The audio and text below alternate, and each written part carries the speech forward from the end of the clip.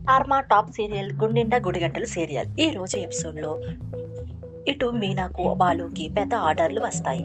దీంతో ఇద్దరు చాలా సంతోషంగా ఉంటారు.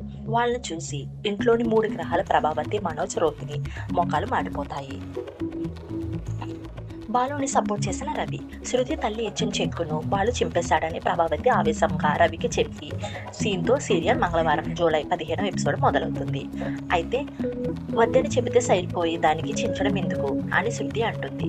కానీ రవి మాత్రం బాలుకి సపోర్ట్ చేస్తాడు. అత్తగారింటి డబ్బుతో నేను రెస్టారెంట్ పెట్టను, నా సొంత కాళ్ళపై నేను నిలబడతాను. వాళ్ళు డబ్బుతో పెడితే రేపు శృతితో గొడవ జరిగిన మా ముష్టిపై ఆధారపడి బతుకుతున్నామని తక్కువ చేసి మాట్లాడతారు అని రవి అంటాడు. బాలు కూడా అది నిజమేనా అంటూ అంతేకాదు తమ తండ్రిని కూడా తక్కువ చేసి చూస్తారని అంటాడు. ఎప్పటికైనా ఆస్తి శృతిదే కదా, తీసుకుంటే తప్పేముంది అంటూ ప్రభావతి, మనోజ్, రోహిణి వాదిస్తారు. కానీ రవి మాత్రం అవేవి వినకుండా వెళ్ళిపోతాడు. దీంతో శృతి కూడా ఆవేశంగా వెళ్ళిపోతుంది. రవికి అన్నల సలహా. ఆ తర్వాత డాబా మీదకి వెళ్ళిన అన్నదమ్ములు అదే విషయంపై మాట్లాడుకుంటూ ఉంటారు. రవికి 2 అన్నల సలహా ఇస్తారు.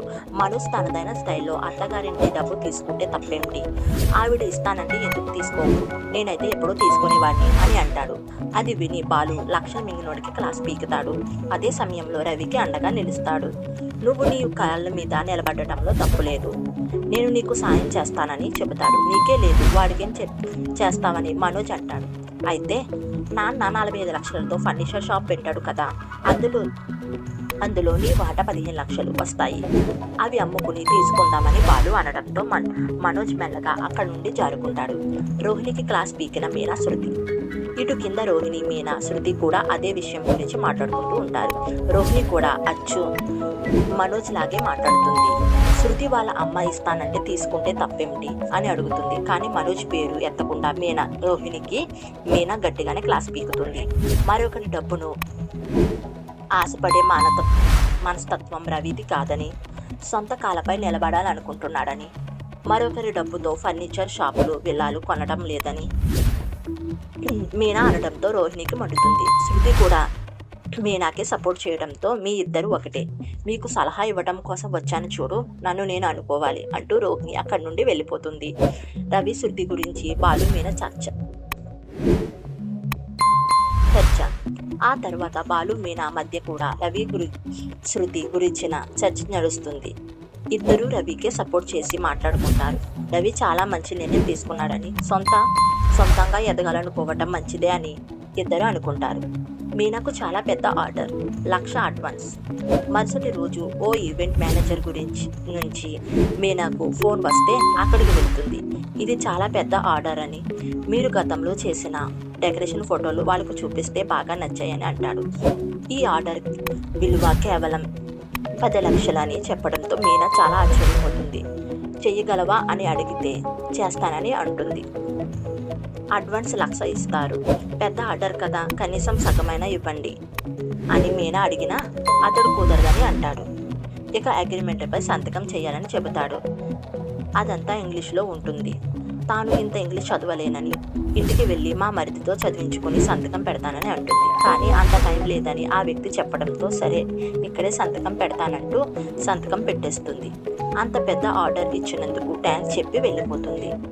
చింతామణి ఉచ్చులో పడిన మీనా వెళ్ళిపోయిన వెంటనే చింతామణి అక్కడికి వస్తుంది. నేను చెప్పినట్లు చేసావు కదా అని ఈవెంట్ మేనేజర్ను అడుగుతుంది. చేశాను మేడం, అయినా ఇంత పెద్ద ఆర్డర్ మీనాకు ఇస్తే మీకు మరింత పోటీగా వస్తుంది కదా, ఎందుకు ఆమెకు ఇవ్వాలనుకున్నారు అని అడుగుతాడు. అది తర్వాత నీకే తెలుస్తుంది. ఈ అగ్రిమెంట్ మాత్రం చాలా జాగ్రత్తగా పెట్టుకో, ఇది పనికొస్తుంది. నీకు ఇచ్చే కమిషన్ కంటే ఎక్కువ ఇస్తానని చింతామణి చెప్పి వెళ్ళిపోతుంది. దీంతో మీనా ఆమె ఉచ్చులో పడినట్లు కనిపిస్తుంది. బాలుకి పెద్ద ఆర్డర్ వచ్చిన విషయం చెప్పిన మీనా ఇటు ఇంటికి రాగానే తనకు వచ్చిన పెద్ద ఆర్డర్ గురించి బాలుకు చెబుతుంది మీనా.